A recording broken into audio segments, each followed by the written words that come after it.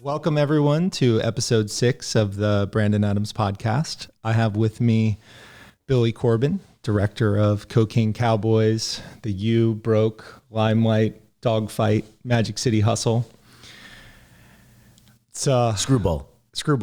Sorry. Got to promote the latest stuff, you know. No, Screwball is fantastic. That's one of my favorites. That's such a Miami story. The idea that you have these upstart performance enhancement drug clinics going on in Miami, and you would think that the top athletes would find maybe better, more sophisticated spots to get their performance enhancement drugs. I would picture like something more equivalent to the Lance Armstrong style, where this isn't a James Bond movie. This is Miami, for crying out loud. I mean, and that's exactly a character like Tony Bosch is exactly the guy that you'd find in Miami to get your performance enhancing drugs from. The kind of guy that deals with another guy who bakes bootleg testosterone in his garage in West Kendall. So insane. You know, that's exactly how that would go down. There's not like sophisticated laboratories. They have all these weird compounding pharmacies that are kind of Russian mobbed up, and they have, you know, storefront anti-aging clinics that peddle this stuff. And if, to be fair, Alex Rodriguez, really, like a lot of us down here in Miami, are kind of guilty by geography, because by virtue of being here, you're in, I mean, my alma mater, University of Miami, in the course of several years before and after the Great Recession, were directly associated with not one, not two, but 3 different Ponzi schemers. And that's just going to be the way of the world if you're dealing with a university that takes donations and hustles with high net worth individuals that you're hitting up and soliciting.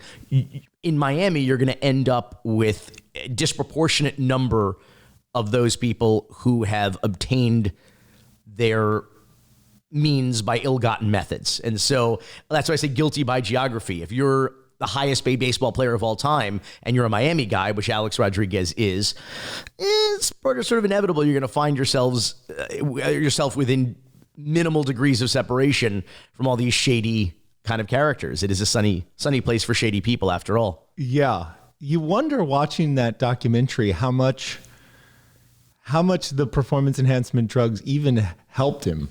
I mean, it's almost like a random, it was performance enhancement drugs delivered in a random fashion almost. It's not super scientific the way it didn't seem the way they were doing things. Well, Tony is not a scientist. Mm-hmm. He's not even a real doctor, although he would take exception to that. He would say he's not a fake doctor. He is simply an unlicensed physician.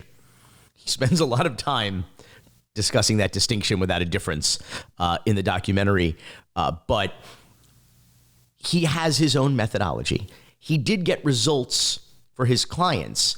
There is something to be said, though, for the Yogi Berra saying half the game is 90% mental. And so you have highly superstitious people and professional athletes, especially. You know, you hear the legends of them not changing their jock straps when they're on a winning streak and things like that, so they don't change anything up. And there is some question, we don't really get into it, but there is some question at various times when Tony Bosch was down on his luck. He was very candid about his addictions and how much money he was making, but also spending. I think he said, for every dollar I made, I spent 2. So it's possible that at various times he may have been unable to even obtain the substances he was claiming to give his clients. Meaning, at what point was there sugar water or sugar pills or placebos involved, which could have been just as effective? I mean, Alex Rodriguez, in his first game, after he started on a Tony Bosch steroid protocol, he hit 3 home runs. Was that because of the magical gummies that Tony Bosch prescribed? Sure. Or I'm doing air quotes, podcast people. Sorry, that's not very helpful unless you're watching the video. Or was it because he felt as though he was back. He felt as though he had a psychological edge because he had Manny's guy, Manny Ramirez's quote unquote doctor, again air quotes, air quote doctor, and but Manny Ramirez clearly had some turnaround in his career, signed that ridiculous free agency deal with the Dodgers within a year or two of working with Tony Bosch. And so there was definitely the perception that Dr. T, as he was known, was an advantage. Now, I recall the book coming out, Bloodsport, which led to a lot of the congressional investigations and sort of blew up the story a bit. And obviously Miami featured prominently in that book. Yeah, the authors, Tim Elfrink and Gus Garcia Roberts, were both former Miami New Times writers and editor and writer, respectively. When did you first get the idea to roll the story? Well, I mean, from the moment it broke, I knew Tim Elfrink at the Miami New Times when he broke this cover story. He was at the time the Woodward and Bernstein of the biogenesis steroid scandal, as it became known, and of course had ensnared about a dozen top Major League Baseball players, including the highest paid player of all time, Alex Rodriguez. And so right away it was on our radar. We keep it at Raconteur, our company. We have a Google spreadsheet of dream projects that are mostly Miami-centric, Florida fuckery kinds of tales.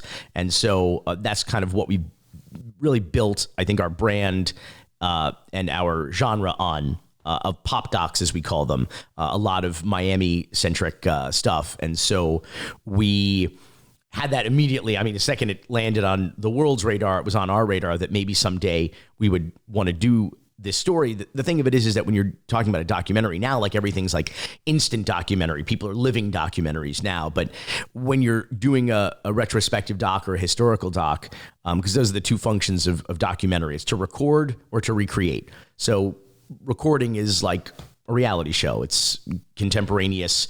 It's called verite filmmaking. You're following an event around contemporaneously with cameras and covering it and then piecing it together. That's what Magic City Hustle is. That's what Dawg Fight is that we've made. To recreate means you're doing a historical doc, Cocaine Cowboys, something that happened years or decades before. The Screwball in this case. These events happened years ago, and we're now getting the participants together and using archive footage and recreations to bring this era and this incident and this fuckery back to life. And so that's what we did. That's what we did with Screwball. And I think there was a point I was getting to. This was all the exposition. I got lost in the morass of exposition there. But I think we always wanted to do it. So the second it broke, so this is like early 2013. It's like, oh, this would be so cool. But these stories have to ripen. That's the point I wanted to make. The stories have to ripen. So, and people hit me up all the time, like, when are you going to do the big three? You got to do the big three, right? You got to do the Miami Heat story of putting Bosch and LeBron together with D Wade at which I think is a really, really compelling front office story. I think that's the fun of that is it's not really a basketball story. It's a sports business story and about, and how that happened. But you got to let it ripen. Yeah. Can LeBron retire, for crying out loud? I feel like you need like retirement plus 10 years because you want a little distance. You want a little perspective. You want them to think about things, reconsider things. You want them to also feel comfortable to talk about things they may not be comfortable talking about this recently in history. You want that distance and that perspective. So it was obviously not something we were going to do imminently. It was something that was going to be on a back burner for a while or on our spreadsheet for a while until about October, November-ish of 2013. So the story broke in about January of 2013. I get an email from a publicist, a guy I know through University of Miami kind of alumni circles. And he's a guy I know in real life. I've met in person and we're also Facebook buddies. And he hits me up and he says, this is, Alex at that time was the last of the players who had been suspended by Bud Selig, the commissioner of Major League Baseball, who was still suspending. He was appealing his suspension. Everybody else, Ryan Braun, everybody else kind of gave up at that point, took their lumps and wanted to move on. Alex was fighting and spending millions, literally millions of dollars to fight this, what was the longest suspension in the history of the game, short of a ban from the sport. And so he was fighting, I guess, thinking he had nothing to lose other than millions of dollars, as it turns out. But he was also fighting for his legacy because one way or another, he was towards the end of his career. Sure. He was a season or less, or a couple seasons at the most away from retirement. Bud Selig was at the end of his career, and it turned into this kind of battle of the legacies. Bud Selig, who I think is and will forever be the steroid commissioner of baseball. I don't know that there's anyone who has profited more from steroids in baseball than Bud Selig has. Yeah. And so Selig was looking to, on his way out the door, say, I'm going to do something about steroids in baseball. And what could look better in the history books than getting the biggest scalp in the history of the game? And Alex was going, well, shit, I'm not going to be the fall guy for all this. I'm going to, circle the wagons, pool my resources, and channel them against you. So it was a pretty compelling, it wasn't even a David and Goliath. It was like a Goliath and Goliath kind of battle, which is pretty fun, pretty exciting. And he was in arbitration in New York at MLB headquarters. And his publicist writes me and says, Alex, we are on break from arbitration next week or whenever, and Alex would like to meet you. He has an office in Coral Gables, Florida. That's to his credit. He seems like kind of a cool guy at the end of the day. Who? A-Rod, like in a way. Let's not get carried away. Okay. The publicist is a cool guy, but that's a publicist's job, is to be the cool guy, right? For their weird clients, to humanize them, give them a third dimension. But I'm amazed that he agreed to. He didn't agree. Yeah. He reached out to us and said he said Alex would like to discuss the possibility of doing a tell-all documentary. Oh, I see. That was the phrase. He's enlisting you in the war against. Yeah, he's in this PR. Well, multiple fronts they're fighting. They're fighting in the arbitration room. They're fighting in the court of public opinion. They're fighting anywhere and everywhere they can get a battle going with Major League Baseball. So we thought that we were going to his office in Coral Gables. We thought that this was going to be like a quiet, like private intro. And so they, shortly ahead of the meeting that was scheduled for noon on a weekday, he calls and says, or emails and says, we're going to meet at Hillstones on Miracle Mile and Ponce de Leon, the intersection, which is, people shouldn't know this, but Coral Gables is a small municipality in Miami-Dade County that happens to house the University of Miami. But this is the most prominent intersection in the city of Coral Gables. And Hillstones is like the power lunch spot, if there is a power lunch spot in Coral Gables. And it is, so not only do you have the busiest and most prominent intersection in the city of Coral Gables, but you have a floor plan that is like all glass windows, open floor plan. Everybody from the street to the back of house, to the back of the kitchen, can see everything happening everywhere in the restaurant, from the bar to the kitchen to the dining room, everywhere. Great visibility. And we're walking in at high noon with 3-4 deep at the bar, a line of people at the hostess stand. And we walk up and say, we're joining Mr. Rodriguez. And they guide Alfred Spellman, my producing partner, and I down the center aisle of this restaurant to the back middle booth on an elevated platform, which all the booths are, bordering the dining room along the wall, where Alex Rodriguez is holding court. Needless to say, all eyes in the dining room are on us. And Coral Gables, as I said, being the home of the University of Miami, a lot of UM fans. It's like 2 miles, this restaurant, barely from the university. And so on ESPN, when they do the 30 for 30s, they really fetishize the directors. They yell our names over and over again. They show us on camera doing bumpers and being interviewed about the documentaries every hour during the broadcast. And so if there's any place I'm going to get recognized, someone's going to go, oh, that's the guy who did it's going to be there. Yeah. And so I realized on the walk, I was like, oh, shit. I was like, this is all just, the point is to be seen Yeah. The documentary guys, the Miami documentary guys being seen with A-Rod right at this moment. Sure. In the midst of the arbitration. So after intros, my icebreaker joke was, okay, who's going to call page 6? You or us? And what's funny about that is like a week later, it was in page 6. Nice. Which is cool. I don't have the juice to make that happen. Yeah. They spelled my name right, got the bold font and everything. It was awesome. But we realized quickly that this was all part of we were pawns. Everybody's a pawn in Alex's game, so we are all accessories in Alex Rodriguez's life. Let me put it that way. Eventually, everyone cooperated with you. All of the key characters in the story cooperated with you. In January of 2014, Alex, the arbitration was over.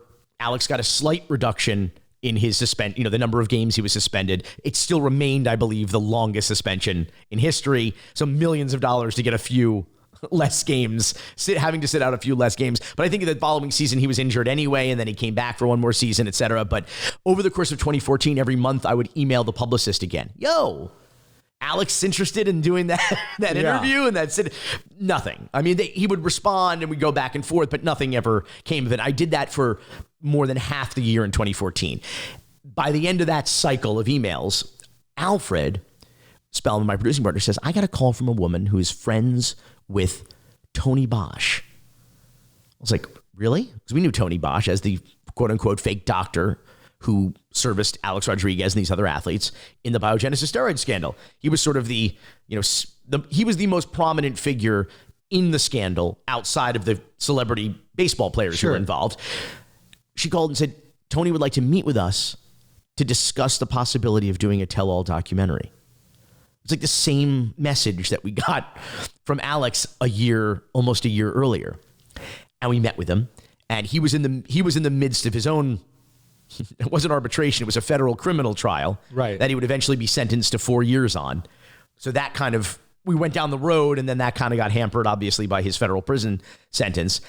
And right around that, by the end of the year, so this is in just about a year's time, just over a year, I get an email from Tim Elfrink at the New Times, who broke the story, with the help of a whistleblower, Porter Fisher, who had taken these documents from Tony Bosch's office, copied them, and gave them to Tim Elfrink. That became the basis of the expose and the whole scandal. And he said, Porter Fisher asked me for your number. He would like to discuss maybe doing a documentary with you.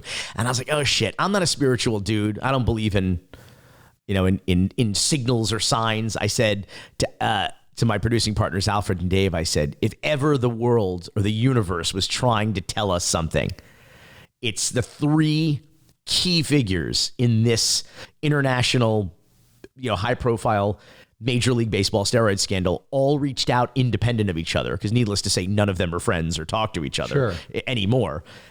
All reached out to us independently and said, let's talk about doing a documentary. I'm like, we have to make this documentary. So and then Tony had his sentence reduced, and it all just, it all just finally happened after he was released from prison. And they were all incredibly cooperative in the documentary, in that they sort of own their incompetence in a way. Like, they own their incompetence. Such a diplomatic way of saying they were like almost surreally candid, right? Yeah. Like bizarrely candid. Listen, I think this was a documentary short of a verite piece that we did pretty close or shortly after the actual events. So they had perspective, but the wounds were still fresh. So what you had is that enough years had gone by, or enough time had passed, that they were willing to come clean and be almost completely honest about it with themselves and with the world and with us. Yet it was close enough to where you could still hear and see the emotion and the passion and see the fresh wounds being kind of repicked at. So it made for, I think, really compelling interviews, and as it turns out, hilariously compelling and candid interviews. So let me ask you, there was something very new you did in that film, which definitely worked, where you had maybe 10-year-old kids, 12-year-old kids. 8, 9, and 10-ish. 8, 9, and 10. You play tennis, don't you? Yes. That was my Sean Connery. Representing the versions of these main characters. And it's funny and also effective. It definitely works. And I wonder why it works. And it seems like it's not everybody thinks that, but thank you. Actually, a minority of people think it doesn't work, but most people, I think, dig it. Oh, I thought it was incredible. And it's almost like the childhood version. It takes the ego out of it. The person's no longer ego protective. The child is just giving the message that comes across as the interview. So it works. Why do you think that works? I think it works for a lot of reasons. It goes back to also the inspiration for it. Like, why did I come up with this ridiculous idea? Which could have just as easily not worked. It could have not worked because the idea was stupid. It could have not worked because the execution was bad. I think it works, and I think it makes sense. And I think that it's funny. Most importantly, there's a couple things. So first, when we set out to make a documentary, like I said, we call our genre pop docs, because they tend to be, even when they cover socially conscious issues, they still tend to be a little more pop culture centric. Mm-hmm. And in and of themselves, we hope to create a kind of pop culturally relevant piece of entertainment in and of itself. Regardless of the story, it's like, it's not just a documentary, it's a movie. And that's the wonderful thing about documentaries, is that documentaries are not a genre. They're a style of filmmaking. It's nonfiction filmmaking. When I say they're not a genre, I mean that you can make a documentary or a nonfiction film in any genre of film that you love. Yeah. You can make a sports movie, a musical, a romance, a thriller, sci-fi. A war movie. You name a genre of film a superhero movie. You name a genre of film that you love, and you can make a documentary about it. And I can point to a documentary in any genre of film that is not only an outstanding example of that genre, but is one of the best films ever made in that genre. Will be documentaries. And so when we set out to make a Cocaine Cowboys, for example, we wanted to make a gangster movie. We didn't say we're making a documentary. We said we're making a gangster movie. So how should that look? How should that feel? Who should we interview? What should the perspective be? When we set out to make Raw Deal: A Question of Consent, our first documentary, the inspiration was Akira Kurosawa's Rashomon. That's what we were trying to do. We weren't trying to make a documentary. We were trying to make Rashomon. And that was a story that dovetailed nicely with that template. So the template isn't documentaries. The template is, what is the genre of movie? Dawg Fight was like an 80s action movie. The U was just an 80s sports movie. And that's what we wanted to make. Not a documentary, but what kind of movie are we trying? What genre of film are we trying to make here? And then just steer into that curve aesthetically, visually, orally, just what should this sound like? What should it look like? And so we knew that Screwball was going to be a comedy, probably our first doc comedy. I think there's a sense of humor in all of our docs, but this was going to be a comedy. We called it Screwball from the very beginning. That was the title. So we knew we were going to steer into that curve of this movie was going to have a sense of humor, if not a perspective, or the perspective was going to be that this was a tale of Florida fuckery. This was going to be an Elmore Leonard, Carl Hyacin, Coen Brothers-esque tale of Florida fuckery. Our log line was the highest paid baseball player in history, an over $400 million man. His career was ended by a $4,000 loan between a cocaine-addicted fake doctor and his fake tan-addicted steroid patient. Like, that was, so you're laughing because it's fucking absurd, So that was we were going to steer into that curve. And so then we interviewed the people. We interviewed Tony Bosch and Porter Fisher, who are it's not about A-Rod. A-Rod is a supporting character in the story. It's about these two guys. It's about this, what's the line from The Dark Knight? This unstoppable force meets an immovable. What's the object? That's Porter Fisher and Tony Bosch in a comedic nutshell. The less anarchy version of the Joker and Batman. And so we interviewed them, and they're funny.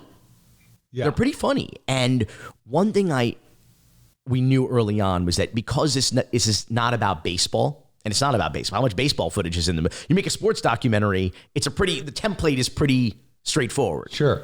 It's talk to the sports people, get the sports footage, intercut the sports people with the sports footage. That's the format. That's the template. Easier said than done, but those are the basics. Sure. There was no baseball here.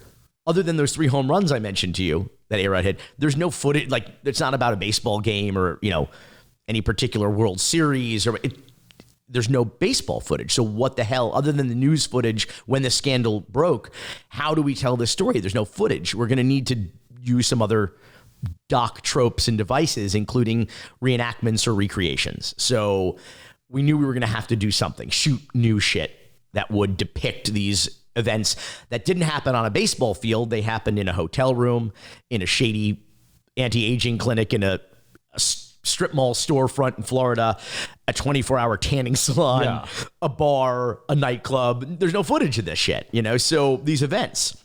So then I was listening to, and by the way, I don't like to do reenactments or recreations. First of all, as a documentarian, you like to have found footage. You like to it's about keeping it real, right? So you like to use the real stuff, the real people. When you're shooting fake shit, you're like, is this still a documentary? Like I said, it's a well-established device of documentary filmmaking, but it's also a pain in the ass. Yeah, I'm sure. Like, just logistically, I'll give you an example. We put together a doc interview, a doc shoot, for one of our projects. A big day for us. We have 8 people on set. That's a big day. That's a big shoot.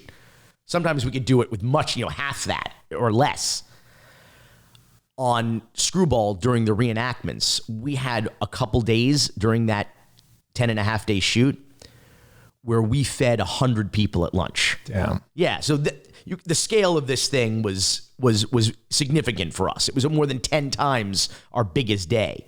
And so, long story even longer, I was listening. We were doing what we call a radio cut of the doc, which is we just have the interviews. We're not using any B-roll or archive footage or news stories. We're just stringing together the interviews to see how we're going to craft this story and what bites go where.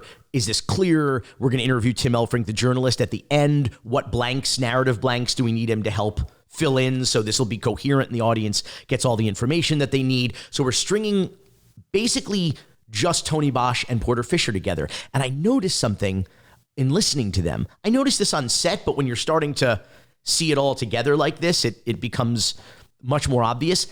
They both, as much as they hate each other and are very different characters, personality-wise, they tell stories in the same way.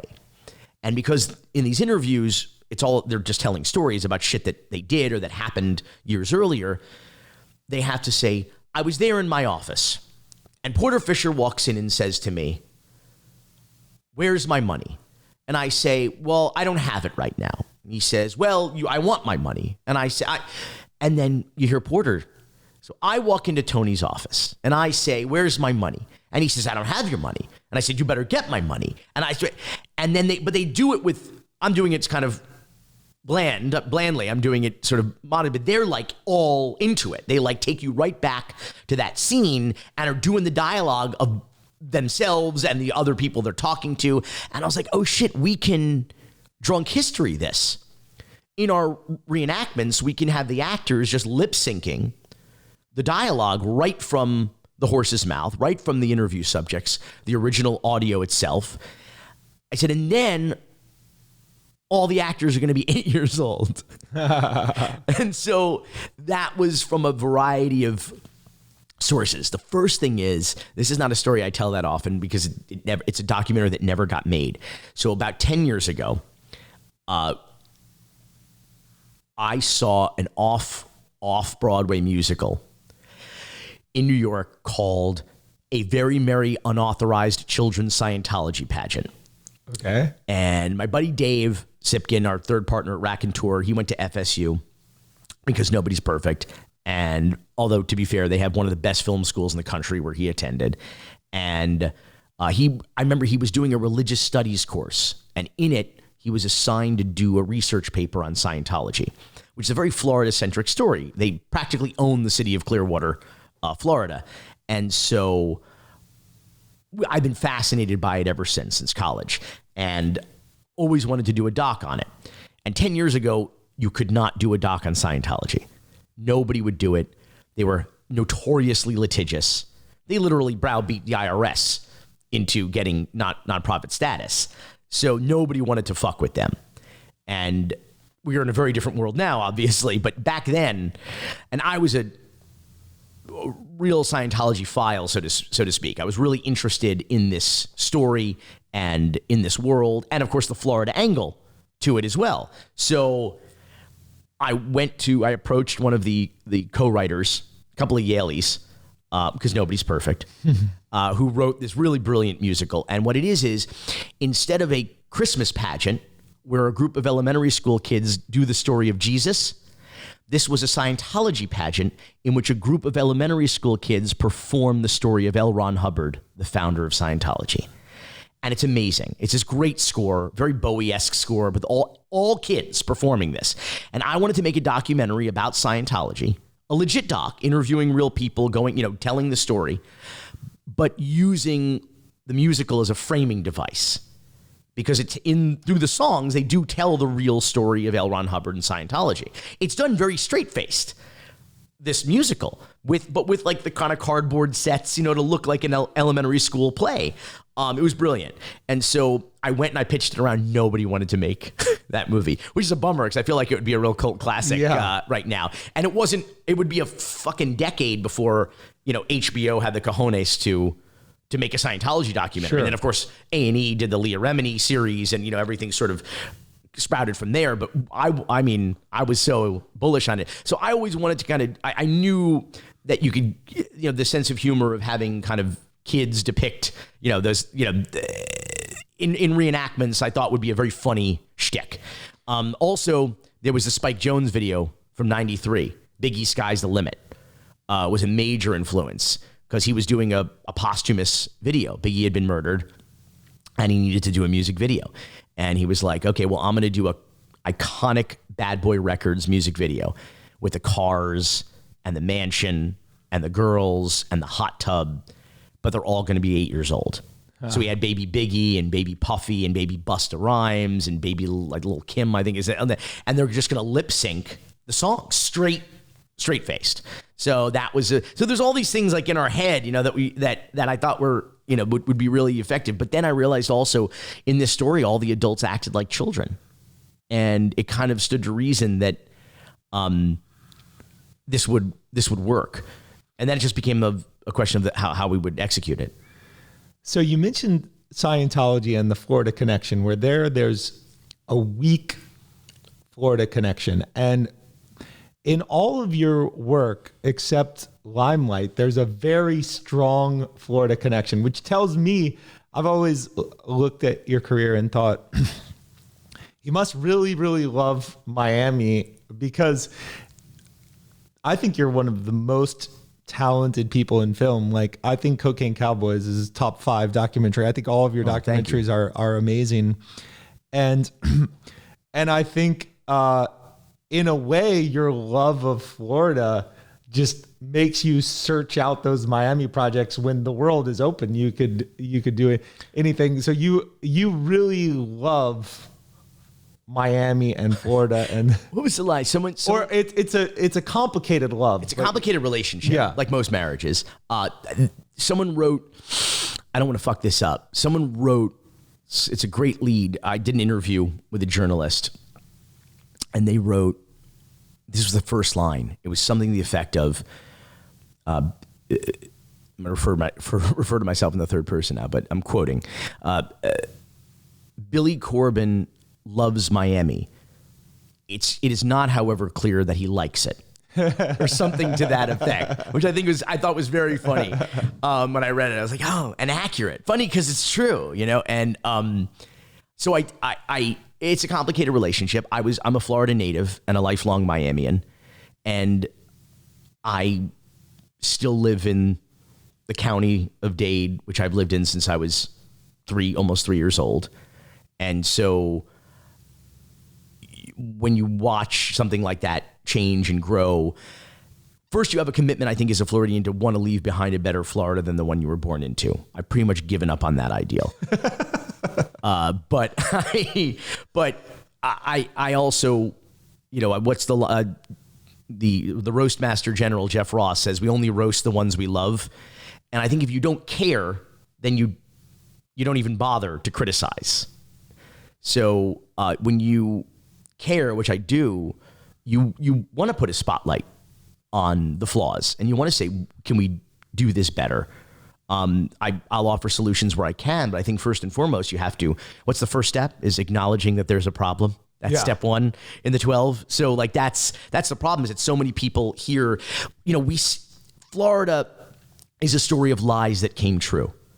And so everything here is a hustle. It's a real estate scheme. For usually, first and foremost, it's a real estate scheme. And so we're all about selling the dream. We have no indigenous industry here. As Carl Hyacin says, the only thing we produce in Florida is oranges and machine guns. So we sell the dream. There's a professor from USF in Tampa, University of South Florida, Gary Mormino, an economics professor, who has a theory called the Ponzi state theory about the state of Florida. And you can... yes, people go, oh yeah, because it's a scam state. All the Ponzi schemers are here. In fact, Charles Ponzi himself, it was the last state in the U.S. that he actually plied his what would later become his namesake scheme, the Ponzi scheme. But this is a little bit deeper. This is about Florida being a state of growth and relying solely on that growth for everything. And since the mid 1950s, which was the invention of central air conditioning and DDT to kill the skeeters, because we are, after all, living in a fucking swamp here. Florida has had something like 1,000 new arrivals per day on average, something psychotic like that. And that happened until 2007, the year before the Great Recession. The Florida of today is the America of tomorrow. So if you want to know what challenges we'll face or calamities will befall us as a nation in the years to come, you need only look specifically at South Florida. So a year before the Great Recession, the writing was on the wall down here. Someone once said to me, like ahead of the Great Recession, that in Miami, we were lighting the fires and Wall Street was trying to read our smoke signals to understand what was happening. And so in 2007, Florida experienced its first net population decrease. So fewer people came, and the economy essentially collapsed. And what Professor Mormino says is that's a Ponzi scheme. It's not a legitimate, self-perpetuating economy. We don't produce anything other than development, growth, restaurants, hotels, hospitality, theme parks, all the shit designed to attract tomorrow's 1,000 newcomers, not to sustain the current population. And so if we don't have that continued investment, if we don't introduce new investors to the scheme, the whole fucking thing collapses. And thus Florida itself is a Ponzi scheme and a Ponzi state. Yeah, my view though is that first of all, in today's world, there are many, many things that could be classified as Ponzi-like. Yes. And Florida, although it is unfortunately home to a lot of scammers and Ponzi schemes. I don't think it's unfortunate. I think it's by design, but okay. Well, I think Florida is, at this moment in time, not so vulnerable because there are many Ponzi schemes going on in the world economy. And it's almost like all of the victors of all of those various random Ponzi schemes want to move to Miami.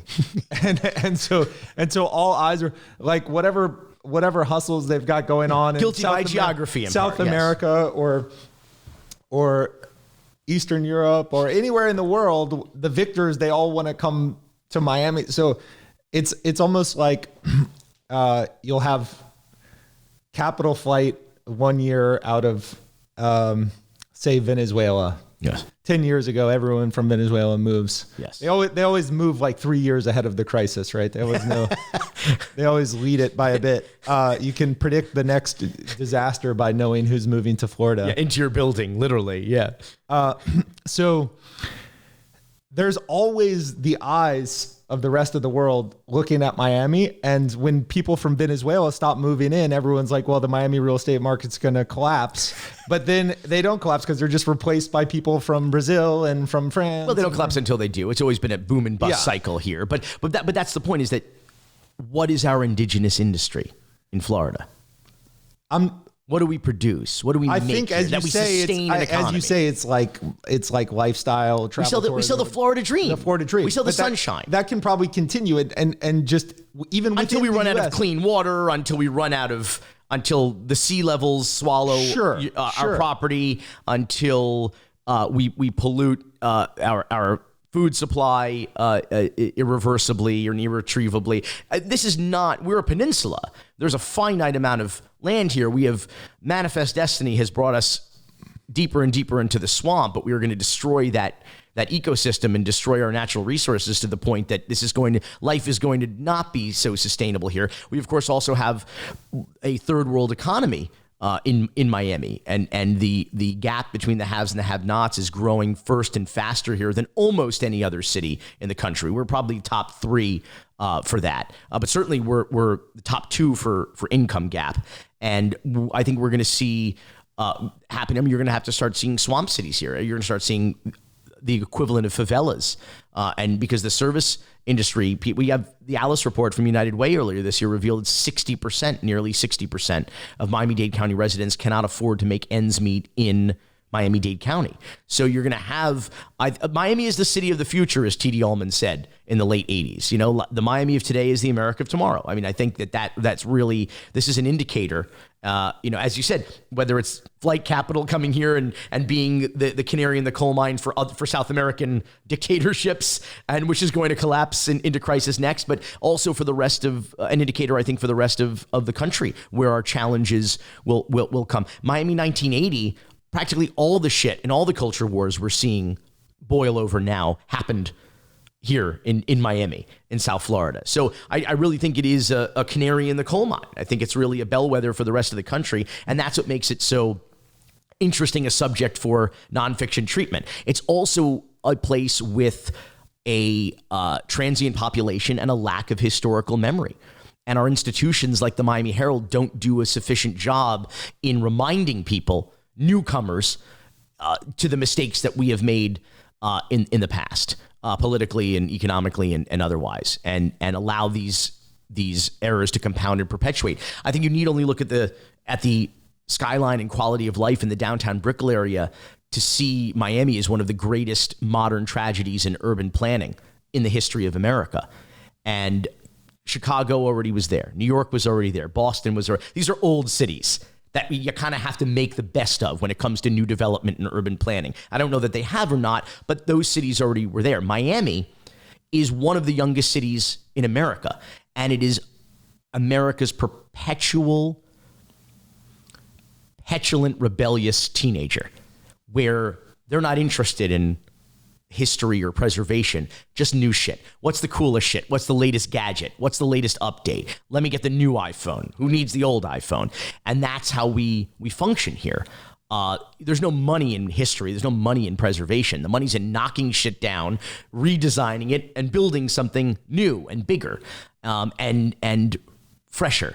And so I think you have an attitude here that, unless they call it my fucking Ammy. It's not our Ammy or your Ammy. It's my fucking Ammy. And I think that's the attitude of a lot of people here. We are infected by warped priorities and perverse incentives. And so this is what we get. We had an opportunity here. We had a blank slate here where we could have master planned and urban planned the shit out of downtown and Brickell. We could have built something truly functional and extraordinary, the city of the future.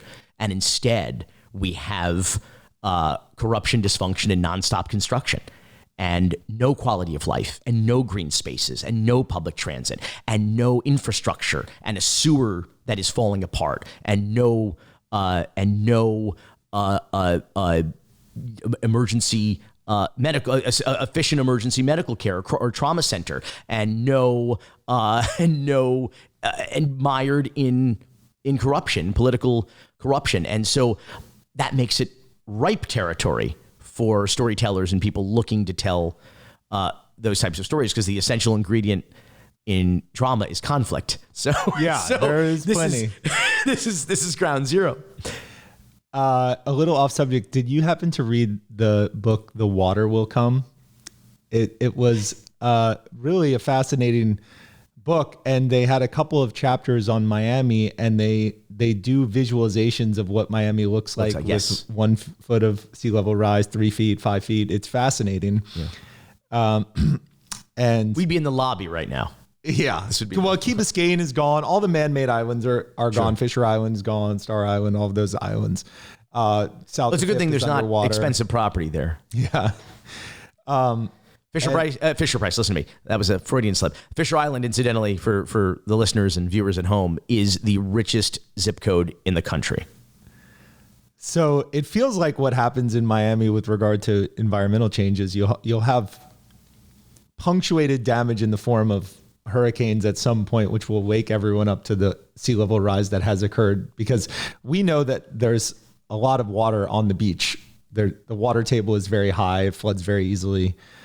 And I think you live with that, and you live with, say, over the next 25 years, a rising water table. And eventually it will lead to no construction on the beach because the water table will be too high.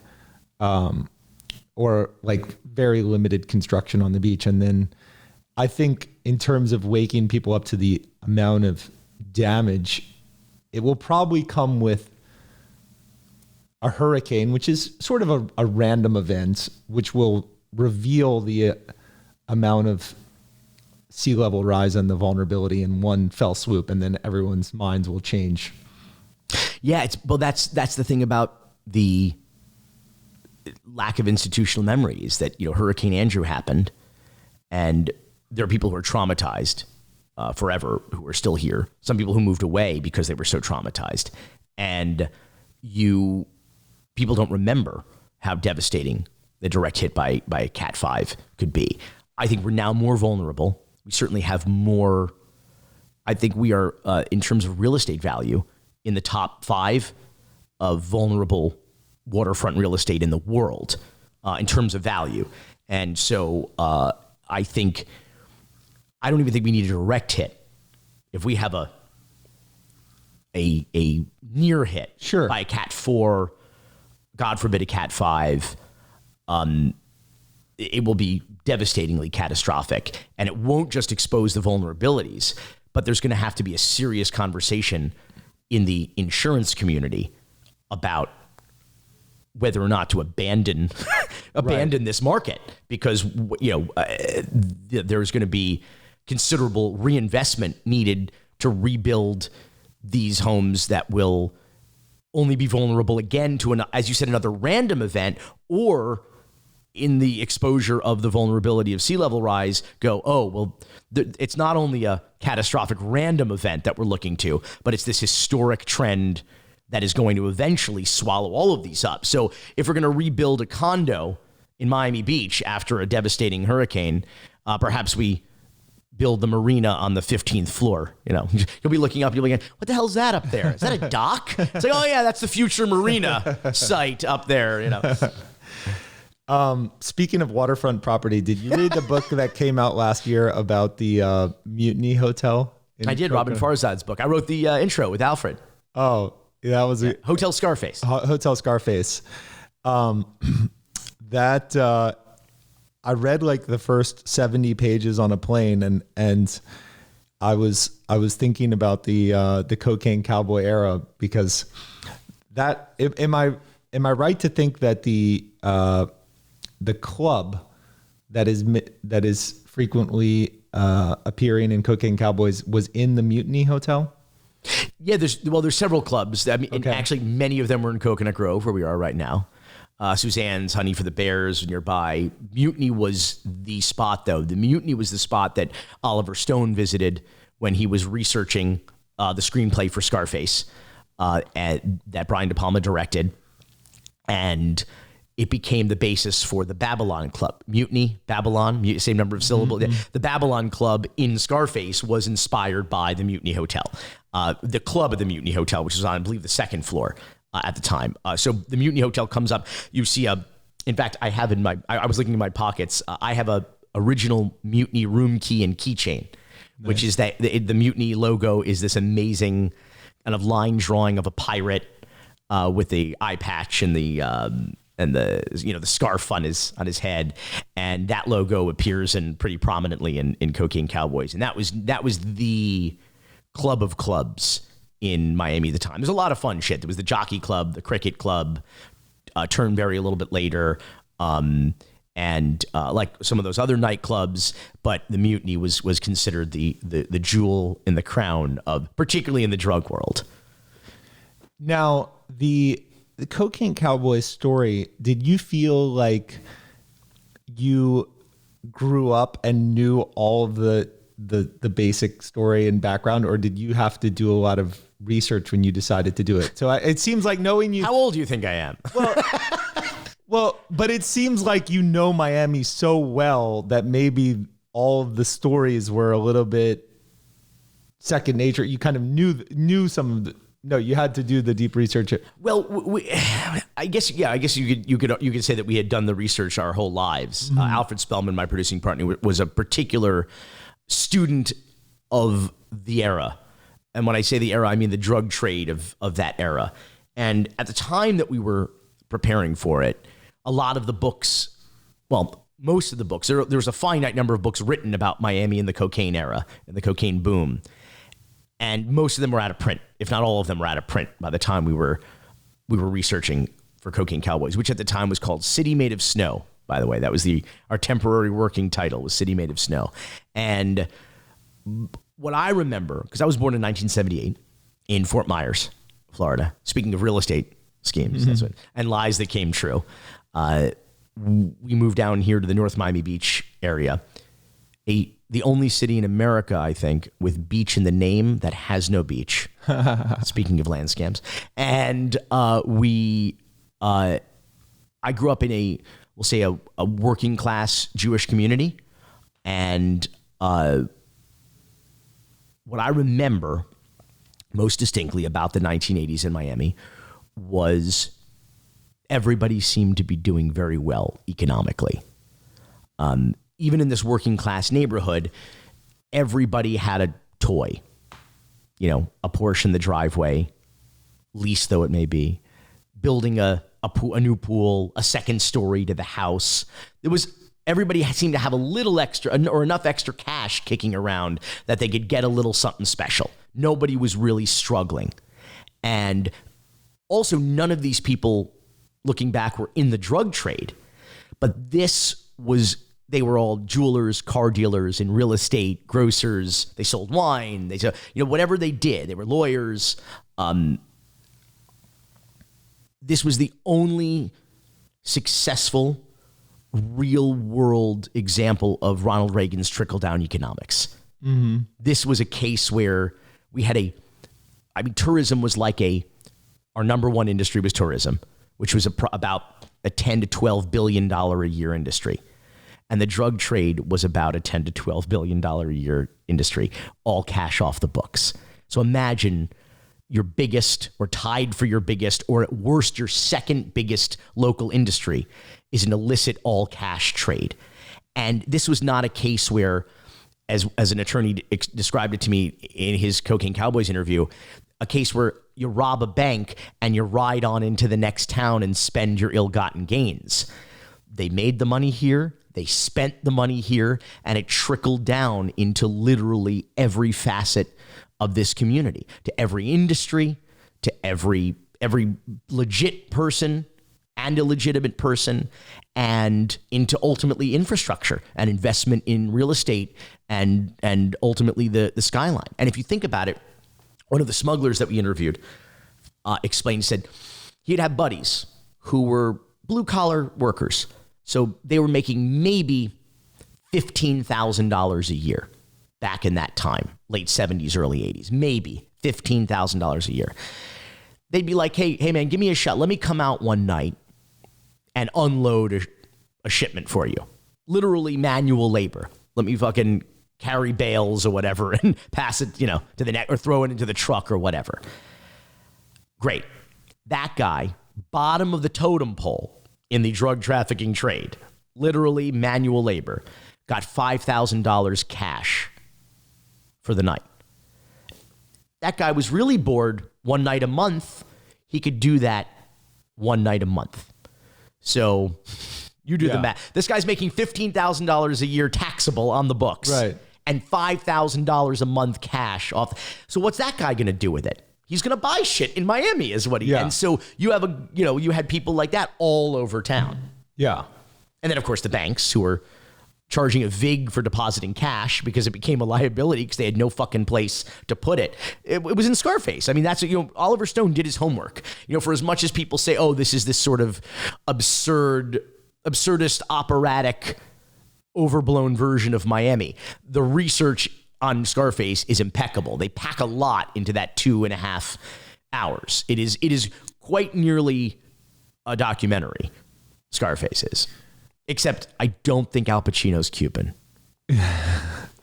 Now, I take it that Cocaine Cowboys was an outstanding commercial success because it's had quite a life. Like, it's still a very popular, like, people are still watching it a lot. Cocaine Cowboys is what I would describe as a cult classic, which is defined as a movie that everybody has seen that has made no money. That's crazy. It's not. No, that's not entirely true. I will let me tell you what I describe as successful filmmaker. It's not box office. It's not reviews. It's not awards. A successful filmmaker is one that gets to work again, and in that regard, it has been phenomenally successful. Yeah, and I think it would be foolish for me to say it has not been successful, and we're literally on our 4th Cocaine Cowboys title in the franchise. We were able to make The U at ESPN, thanks in no small part, in fact, possibly entirely on Cocaine Cowboys, and much of our career I could certainly credit to Cocaine Cowboys. So in that regard, it's been a phenomenal success, of course, and great title too. It must have been a relief to go from starting your own film company, doing the money raise, budgeting, all of that, to then going to ESPN with the deep pockets. At the time, the deep pockets. Let's not get carried away. It's still Disney. Still Disney. They're very conservative. I thought they were spenders back in that. No, they were very conservative. I'm not complaining about the budget, but I mean, it was still very conservative. And they had a lot of footage, which is good, so you don't have to spend the licensing money. But the budgets were in the early days of the 30 for 30 series, which we were there before 30 for 30 existed, with ESPN Films. They were always a conservative and frugal company. So they kept the title 30 for 30, but there might be at this point 100. Oh, yeah. And I would gather that the U part 1 and part 2 and Broke they're certainly all in the top 20. And probably the U and Broke are in the top 10 most watched, right? I would have to imagine. I remember, Connor Shell, the VP over there, and he was the first guy that we talked to when we cold called ESPN Films to pitch the U, called hurricane season at the time. And Connor said in an interview, kind of looking back, retrospective oral history, so to speak, on 30 for 30 series, he said the great thing about the U is that it was not 2 hours of content. It was 1,000 hours of content because people watch it. Oh, we air it over and over again across all the networks. Yeah. And people watch it over and over and over again. But it's so good. Like, non-sports fans love it, and non-Miami people, that's the best compliment. Yeah. That's the best compliment we get on it, is people who say either I'm not a college sports fan or I hated Miami back in the 80s or whatever, who say, like, I watched it and I loved it and I got a new appreciation and respect for Miami. I'll tell you a funny story. We were doing a project called A Sunny Place for Shady People. I was a pilot, doc pilot, and I needed a Colombian drug money launderer to do an interview. And my pitch to him was that we were going to keep him anonymous. We were going to silhouette him and manipulate, do the robot voice so that he would be unrecognizable. And so a mutual friend put us in touch. He was going to call me from an unknown number. I needed to know to pick it up, at a certain hour. And so, or a certain range of hours, I should say. And so he calls, and my lead is, my name is Billy Corben. I directed Cocaine Cowboys. Nothing. No, there might have been a grunt or something, a noise on the other end of the phone. It could have just been some digital static. I don't know. Nothing, though. And so I keep going, and we want to do this interview, and I don't think I'm winning him over. It's not going poorly. It's not going well, though. Or it's not going as good as I hoped it would. And this guy's got to trust me. We got to fly him into the country. We have to protect him. We have to put him up. He has to trust that I'm not going to reveal his identity. And so I don't know that I'm generating a lot of goodwill or faith or trust. And several minutes into the conversation, there's a lull, and he goes, "What did you say your name was again?" I said, "Billy Corben." He said, "Did you direct the U?" I said, "Yeah." He goes, "I love that documentary." And I started laughing, and I was like, "You have like an American college football, college American football movie down in Columbia." "Oh, God," he goes, "I love the Dallas Cowboys and Michael Irvin and this guy born and raised in Columbia." And I was like, "Dude, I gotta make a confession. I totally profiled you." Like, I totally led with, I buried the lead apparently because I profiled you. I'm like, well, I'm talking to a Colombian drug money launderer. He goes, "Oh yeah." I saw Cocaine. He goes, "Everybody's seen Cocaine Cowboys, but I love the U." That's great. So I was like, oh shit, that's hilarious. Like, the U was the great equalizer. That was the common ground that I needed to close the deal. That's amazing. In the poker world, everyone has seen and loved Broke because poker players often follow that professional sports tragectory of. It's a sudden wealth event. That's the thing, is that it's not just professional athletes. It's sudden wealth events. I mean, lottery winners, athletes,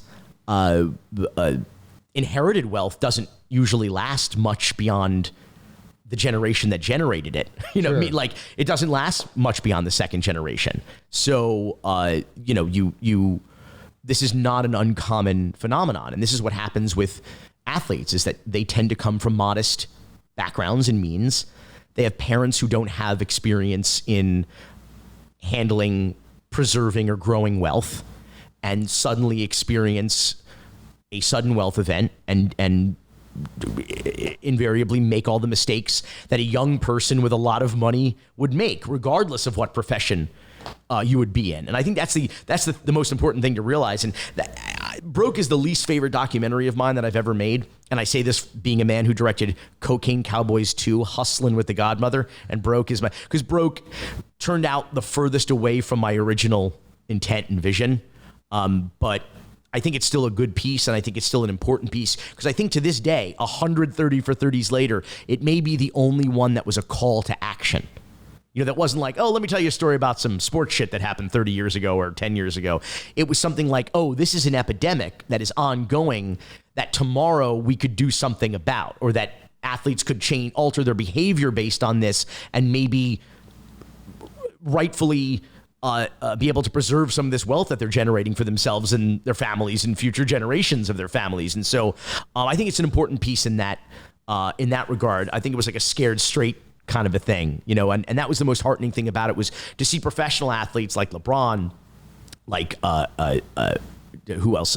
Magic Johnson. You had pretty big people tweeting going, "Everybody turn on ESPN right now." More heartening than that were the college athletes that night that it premiered tweeting, "I'm not going to be in Broke too." That maybe smart was the new stupid. Yeah. That the idea that maybe it's less cool to be so ostentatious and, to partake in conspicuous consumption, a little cooler to say like, well, I'm going to drive a shit car and not wear a $5,000 suit and put my kid through college with the money I'm making now. But when you think about it, when the American dream was still a thing and industry was still a thing and retirement funds were still a thing, the typical trajectory was you graduate college, you go into an industry. Maybe it's switch jobs or switch businesses, but at some point you're at an entry level in a company or in a job or in an industry, and you slowly work your way up. And as you work your way up, hopefully you get wage increases, or you get raises. You become more prominent, more successful, better at it. You get promotions, you're making more money. Along the way, maybe you buy a house.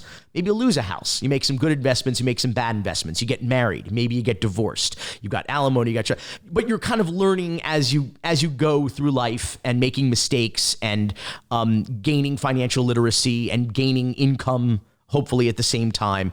And then you're at the peak of your earning prowess and at the top of your trade in your 50s, and you retire, and you have the most money that you'll have, in retirement. And at the end, hopefully, if you were successful in your business, you're making more money in the last year that you're with the company than you did in your first year in the company. With professional athletes, it's totally upside down. They're making the most money they're ever going to be able to generate in their lives in their 20s. And if any of us were making the most money we were ever going to have the ability to generate, salary-wise or, revenue-wise in our 20s, we would have come up with all kinds of creative ways to fuck that up, I think. Because you're just in that mentality of like, oh, this is going to go forever, like I'm going to keep doing this and this, so I can just, buy the big house. And then you find yourself, you're like, oh, I see. And even though I call it like superhero syndrome, these guys, they feel it in their bones and their brains and their bodies. They see teammates and friends lose it in an instant, especially in the NFL. The longest average career, 3.3 years, the lowest average salaries, right, not guaranteed, no less, and the highest rate of career-ending injuries. And yet these guys think like, I'm going to be the guy that's in the league for 20 years. It's not reasonable. It's not physically possible. But you remember what it was like in your 20s. You're fucking invincible. Yeah. So how are you going to convince a 20-year-old who's been told their entire life how brilliant they are, how amazing they are, how incredible they are? They have not. I also have this theory that I have addiction in my family, and so I have a theory that they have a theory in addiction that says that your emotional development is stunted at the age you start using your drug of choice. So no matter how old you grow, no matter how much wisdom you should theoretically gain from life experience, you're emotionally that 11-year-old who grabbed the pills from mom's cabinet or stole a drink from the wet bar. And I find that true of celebrity too. Like Justin Bieber will always be emotionally always be, that 8-year-old brilliant I had a kid. Scary conversation with a poker friend of mine from back in the day. His name was Alan Meltzer. He founded Wind Up Records, and he also had a big business success in CD Now, which was an early online CD retailer. I remember it. I was a customer. Yeah, it was a sort of a short-lived thing, but they made a lot of. Well, I bought a lot of CDs back in the day. They sold a lot of CDs, and the stock price got very high during the .com era. But Alan discovered Evanescence. Her first flight was to see him in New York, and he signed her, and Creed and Seether and a lot of other bands. And he obviously... So we have him to blame for Creed, is what you're saying. Is that where this is going? Well, his experience with Creed. So Creed, they sold a lot of albums. They sold, I think, possibly 10 million albums. They certainly sold millions of albums. And they were at the tail end of when people bought albums. And Alan had been in music for a very long time.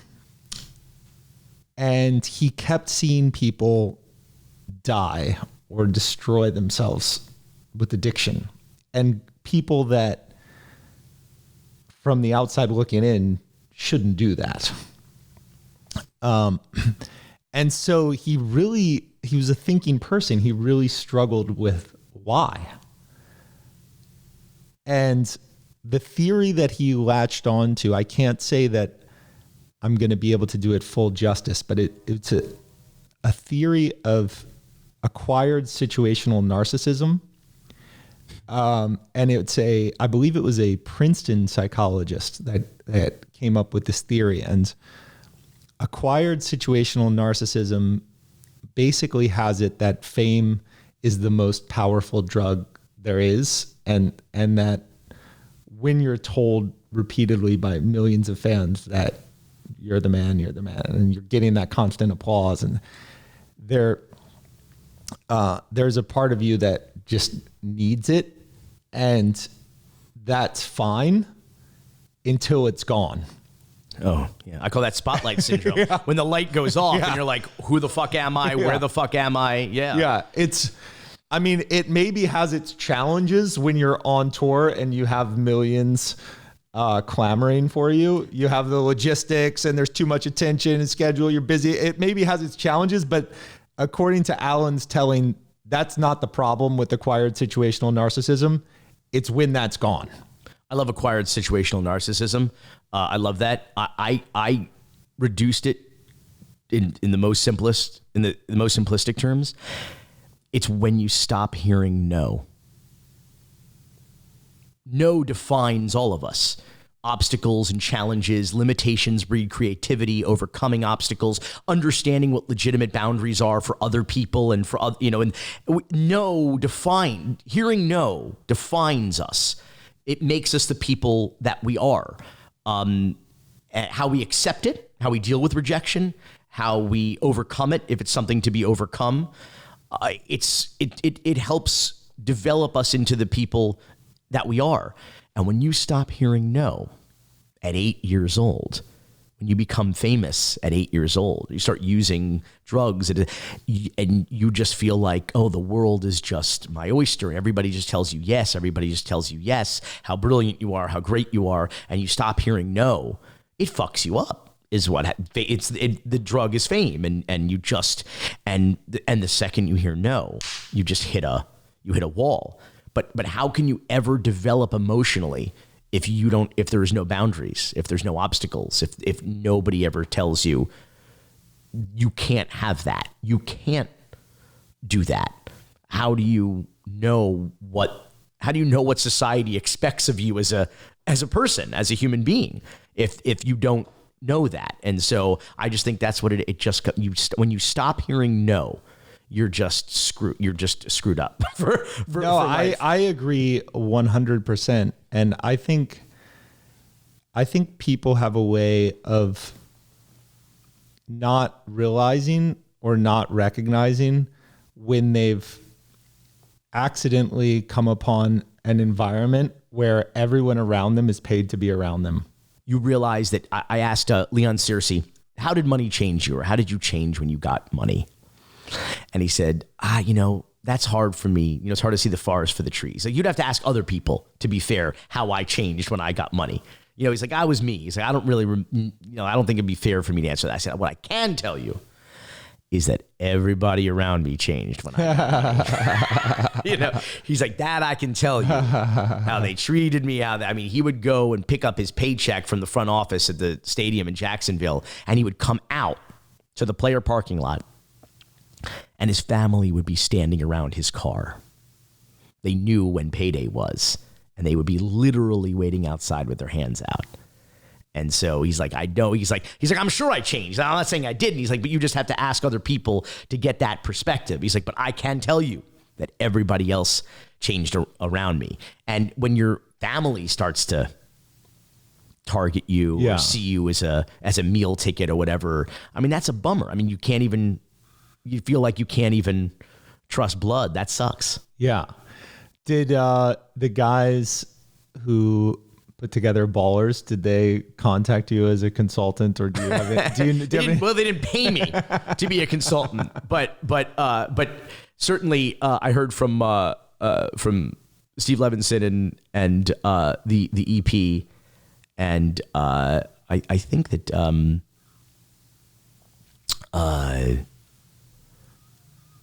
trying to remember who Pete Berg, I think, also EP'd and directed the pilot and a bunch of episodes. But we were on the set of the show at one point, and they're like, "Oh, that this was totally inspired by broke. We're like, yeah, I know. The check must have got lost in the mail, I guess. That's great. That's great. So I wanted to ask you about one of my favorite works that I gather is also one of your favorites, Limelight. And that was not one of the least Miami works you've ever done. There is a connection. Okay. The first Limelight, the first nightclub called Limelight that Peter Gatien, the subject of the documentary, opened, was in Hollywood, Florida, right at about US 1 and I think Pembroke was the cross street. Yeah, that was the first Limelight, and it was pretty cool. It had a glass dance floor with a shark tank underneath it. And that was the first club he called Limelight. Actually, I think it was his first nightclub in general. It was he had a bar in Canada, but then his first nightclub in the U.S. was he named Limelight in Hollywood, Florida, or Hallandale, Florida. So somewhere right there, and then went to New York. He's one of the most complex characters that I can remember in your documentaries, because you don't have a clear read as a viewer at the end. He has ever a clear read, yeah. Yeah, he comes across as a very likable guy, and the story is pretty outrageous, but there was also a good bit of corruption in there, and you know. Well, Pete, I think that's part of the reason why the movie didn't connect, is that he's a pretty quirky guy, comes off a little bit cold, nice guy, but he wears the sunglasses and seems a little aloof. Well, he's a little tart, I'm sure. Yeah, and emotionally, well, he also has one eye. That's why he wore the eye patch. But emotionally, he's not a warm character on screen. And I think that maybe is why the doc didn't connect as much. But I saw it, for me, the dynamic, I saw very Casino-esque. Because,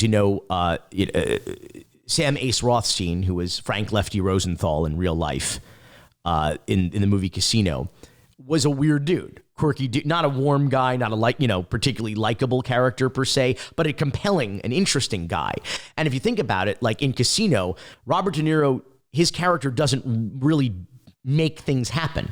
It's all the crazy people around him, his erratic, wife struggling with addiction, and, the Joe Pesci character. And he's a guy just trying to run a business. And everybody and balance all the craziness around him, and that was kind of Peter in a way. Peter was the straight man in his own story, and he had all of these eccentric and insane, and in some cases criminal characters around him, and he was trying to balance all of that along with managing his own addiction and his own issues. So he was, in that way, he was like the least dynamic character in the story, which I think, from a storytelling perspective and a filmmaking standpoint, it becomes challenging. But I was interested in all of these forces around. Rudy Giuliani was like the Nevada Gaming Commission, you know what I mean? Like the yokels, and then we got the sort of he had this interesting wife character, not quite a femme fatale, but like Sharon Stone, she had her own thing going on, which was in an early cut of the movie that didn't make the final cut.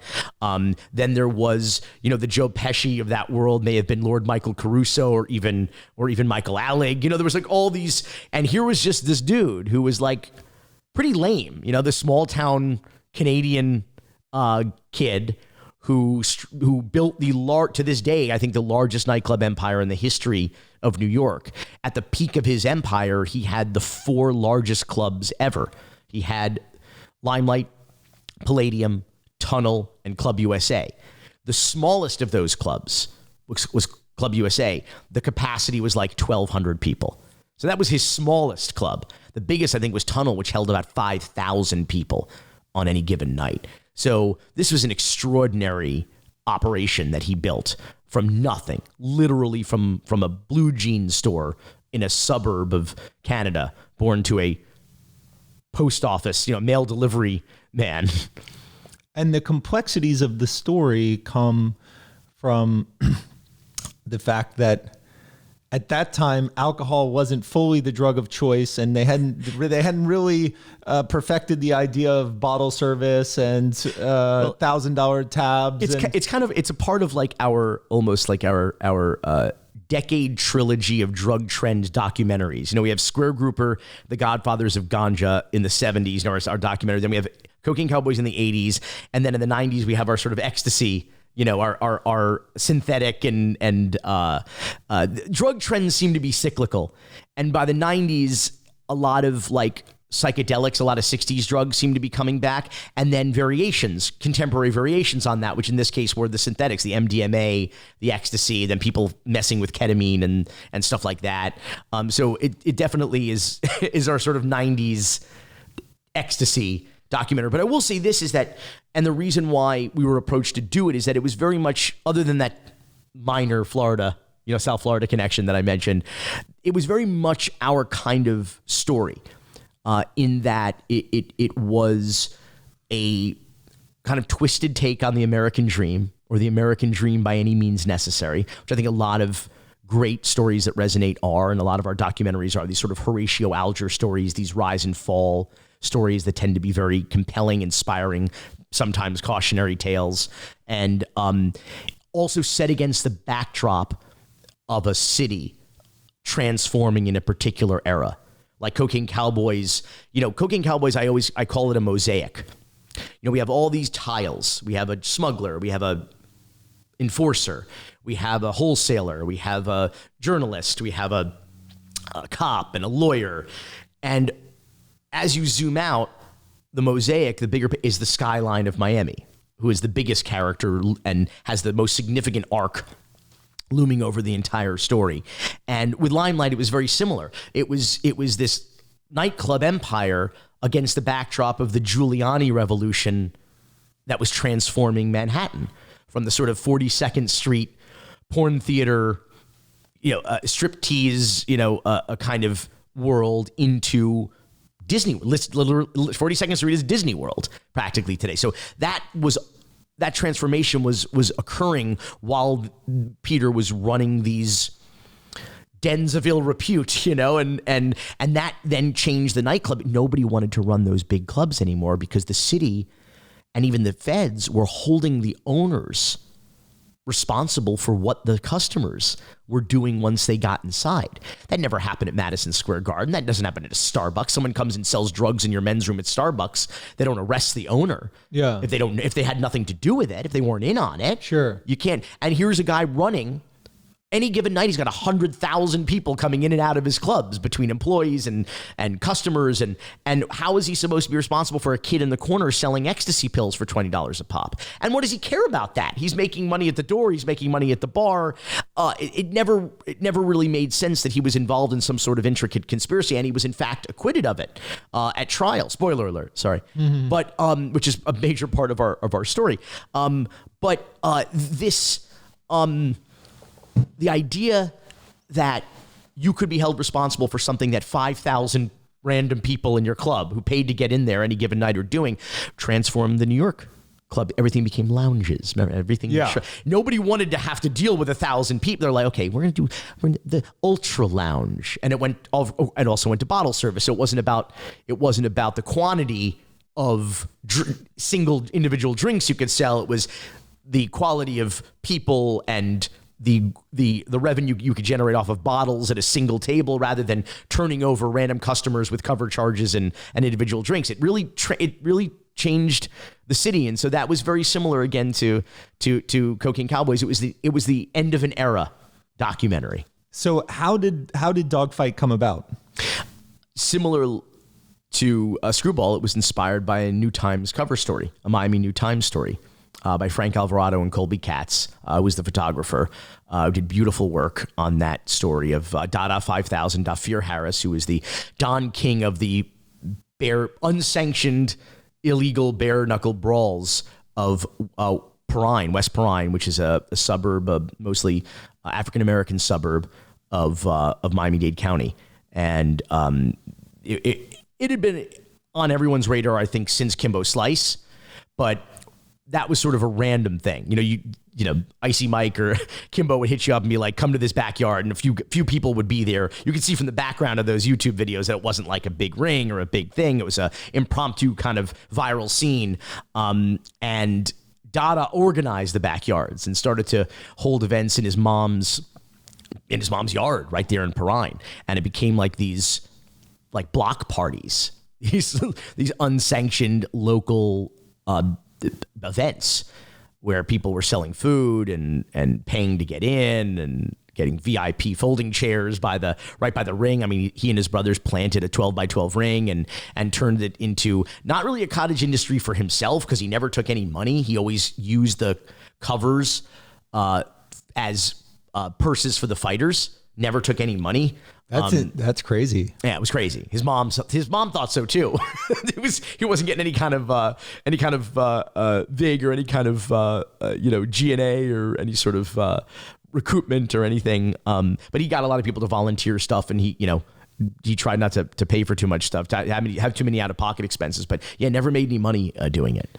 In preparation for Dawg Fight, did you go to any events without a camera and just observe it as an audience member? Oh yeah. We went to, and some they weren't as big as some of the ones that happened on camera. Mm-hmm. I spent a lot of time in West Perrine, and people are always like, "Oh, it's very dangerous." It's not that dangerous. It's a neighborhood. Like, it's just a real neighborhood, and people know each other, and people are sitting outside on their lawns, and it gets a bad rap, I think, but I found it a pretty warm and welcoming and cool place. So we spent a lot of time there, fights and not fights, and just any reason I could have. I had some of the best meals of my life in chilling in West Perrine. It's a very violent movie. I am not a UFC fan. I went to one UFC fight in Vegas, and the guy broke his toe in the first round, and the bone was outside of the skin, and he proceeded to fight all 5 rounds and won the fight. And Jesus. It was just disgusting. I didn't like it, and I'm not a. I don't watch surgery on television for that exact reason. I'm usually pretty squeamish about those things. Well, this is UFC times 10 in a way. Yeah, fewer rules, really. Yeah. There were no rounds at all. They would just go at it. I mean, there's no groin strikes or hair pulling. I do seem to recall they would have an ambulance there. Is that true? There was a dude who would occasionally attend the fights who was a medic so it wasn't like he was sort of there. He wasn't there officially or on the clock, but he was there as a viewer, and he would help out if necessary. But if someone's head got cracked, they had to go like wait in line at the ER. It wasn't. Yeah, absolutely. Yeah. So brutal. Yeah. All to make, on a good day, if the gate was popping, maybe they'd make $300, $400, maybe on a huge day. So, and this really was our first kind of piece. It's like Thunderdome or something. This was like I was talking earlier about the disparity, the income disparity in this town, and the idea that like 20 miles southwest of South Beach, which is all anybody ever sees on television. They think there's one hotel. It's the Colony on Ocean Drive. Mm-hmm. You know anybody who's ever stayed there? I don't. But like the point is that like people think that Miami is 10 blocks of Ocean Drive between 5th and 15th. But then there's actually Miami. And not your Miami, but Miami, which is the rest of this sprawling county where 60% of the residents can't afford to live in it. And in Perrine, where you have a population who is not only underserved, but in many cases unserved, you have a population that has been disproportionately criminalized, rightfully or wrongfully, but they have criminal records that reduces access to legitimate employment. You realize that there are people who have different life experiences and perspective than you have, because you don't get to pick your parents. You open your eyes one day, you take a look at the world around you. At some point you learn you have to take a look at the color of your skin too, to understand where you fall in this world, and you play the hand that you're dealt. Sorry to use a poker metaphor. But, and so the folks in West Perrine don't always have it very easy. And there are people there who think or believe or perhaps know that their best opportunity to feed themselves and their families or to fight in what some people have described as human cockfighting or human dog fighting in a backyard for a few $100s, upload the footage to YouTube in the hopes of maybe getting discovered by a professional trainer, MMA or boxing promoter who may give them an opportunity to go pro. And that's what they think that, the way we think of like grew up with our parents saying, oh, you go to school, I didn't know that everybody didn't go to college till I was a junior in high school. And my senior friend said, I said, oh, what are you going to do? Oh, I'm moving to New York. I'm like, oh, you're going to NYU? Or no, you're going to Fordham? No. You're going to Columbia? No, I'm just moving to New York. Well, where are you going to school? I was like, no, I'm not going to school. I'm going to dance. I'm going to audition. I'm like, oh, you don't have, I thought that like just sure as you go from elementary to middle to high, like everybody, like, cause that's what my parents, instilled in me. But like, you realize that this is not everybody's path. This is not everyone's trajectory. We're not all blessed. We don't all have that privilege. And, in Dade County, that's where the world, I went to a magnet school. I went to New World School of the Arts. And so that fed from everywhere in the county. So I had friends in Pride. So it opened up the world and opened up my eyes to sort of different experiences and different kinds of people. And you're like, oh shit. For some people, this is the trajectory. Backyard fighting is the single greatest opportunity. And in that way, dog fight's kind of a tragedy. So you have an interest in the gig economy, which Miami is a permanent feature of Miami life, and hustling 101, and tries to bridge the gap in a way that is seemingly unbridgeable in Miami. Yeah. If we had a bit more time, I would love to go into Magic City Hustle. Yeah. But I know I'm 15 minutes past our hard stop, so I'll let you get to your meeting. No, Magic City Hustle is very much a celebration of the gig economy or the hustle economy, and the idea that very few people in Miami, very few people have one job. I'm never working on one project at a time. There's and then you have people who their side hustles got side hustles in Miami, and that's not a way to get rich. That's just a way to survive. Just get to sustenance wages in this town. You've got to because of cost of living and our lack of infrastructure and public transit, you have to have multiple jobs. And Magic City Hustle kind of, I would say, celebrates that. It doesn't glorify it, but it celebrates that. It's more importantly, it celebrates the people that struggle in that economy and find a way to make ends meet and try to get success for themselves. For me, it's this kind of spiritual. It's like broke meets dog fight with highlight instead of backyard fighting.